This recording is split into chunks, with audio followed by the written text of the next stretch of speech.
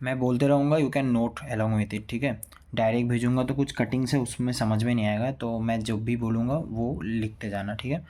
तो triangular method ये हम लोग मेनली करते हैं टॉनेज निकालने के लिए, ठीक है।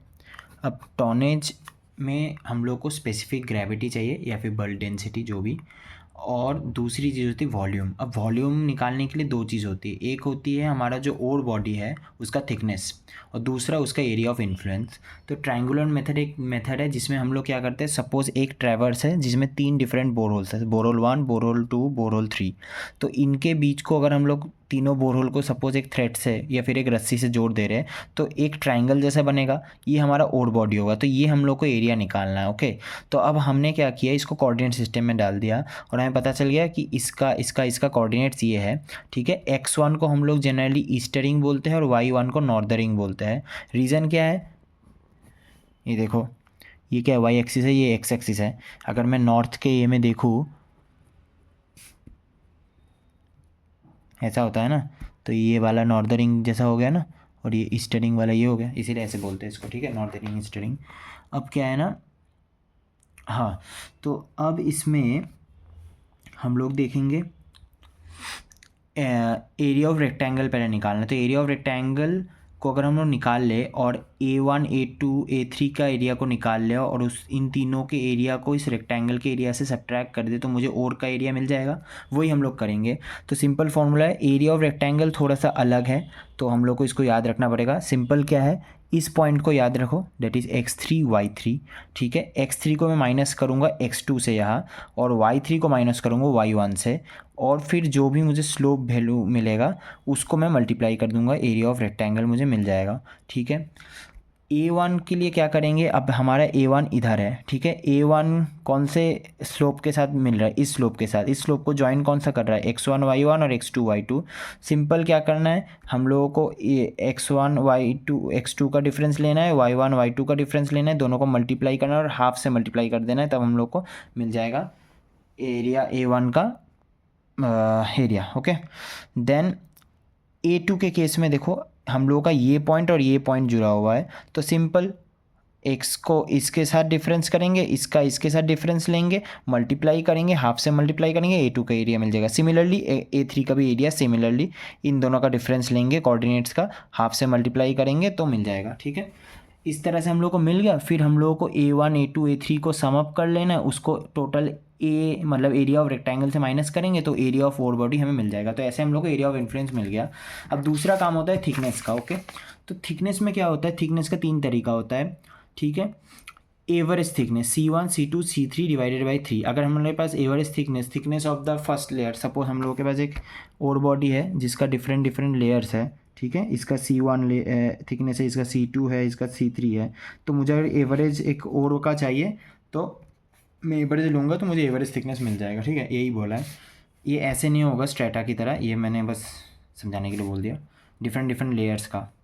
फिर लेंथ ऑफ ओर बॉडी और ग्रेड अगर हमारे पास दिया हुआ है तो हम लोगों को सिंपली क्या करना है, हर एक ओर बॉडी के लेंथ को और ग्रेड को मल्टीप्लाई करना है। जितने भी ऐसे हो जाएंगे उन सबको सम अप कर देना है, और जितना टोटल ग्रेड है उसको सम अप करना है, डिवाइड करना है, तो हम लोग को एवरेज थिकनेस मिल जाएगा। अब तीसरा जो, ये दोनों तो फिर भी ईजी है, but this one is bit difficult, okay. तो इसमें क्या होता है, ये कैसे अलग है, तो ये है वेटेज एवरेज थिकनेस, ठीक है। इसमें क्या होता है, हम लोग को ऐसे एक कार्टेशियन प्लेन में दिया जाता है, ठीक है। हम लोग का मेन एम होता है θ1 θ2 θ3 को निकालना। हमारे पास T1 T2 और T3 का डाटा दिया रहता है as in x and y coordinates, ठीक है। तो हम लोग को अगर ये निकालना है सिग्मा 1, ये एक्चुअली ये जो psi 1 है, ये psi 1 is a angle, okay. but I am representing this as psi 1 means I am representing this is tan psi 1, this as tan psi 2 and this as tan psi 3, ठीक है। तो actually psi 1 क्या हो रहा है, अगर मैं इधर एक हॉरिजॉन्टल प्लेन बनाऊँ तो ये होगा मेरा psi 1, ठीक है। और psi 2 ये इसको रिप्रेजेंट कर रहा है ना, इस स्लोप को, मतलब ये होगा मेरा psi 2, ठीक है।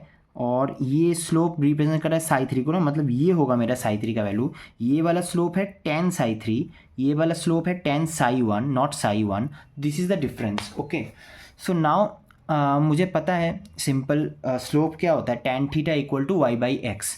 तो सिंपली y2 अगर मैं इस स्लोप को कंसिडर करूँगा, this is tan psi one, y2 minus y1 divided by x2 minus x1।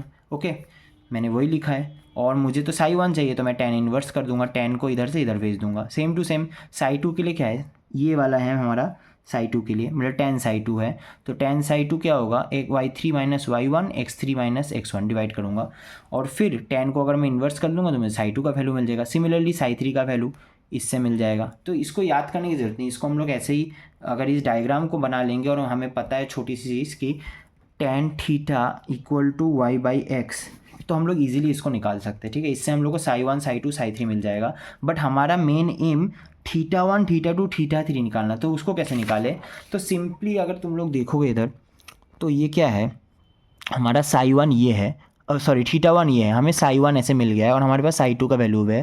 Theta one निकालने के लिए मैं क्या करूँगा, साई वन को साई टू से माइनस करूँगा, जो मैंने इधर किया। ठीक है, मेरे को थीटा वन मिल गया। दूसरा क्या है, दूसरा है हम लोगों को साई टू निकालना है। Suppose this is Sai to, sorry Sai to I am telling, हमें थीटा टू निकालना है।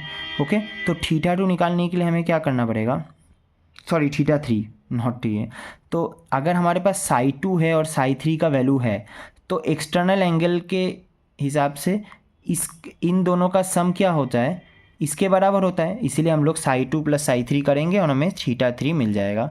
ठीक है, अगर अभी हमारे पास थीटा वन थीटा थ्री का वैल्यू आ गया तो angle sum property I will use and 180 से माइनस करूँगा, then I will get the value of theta to.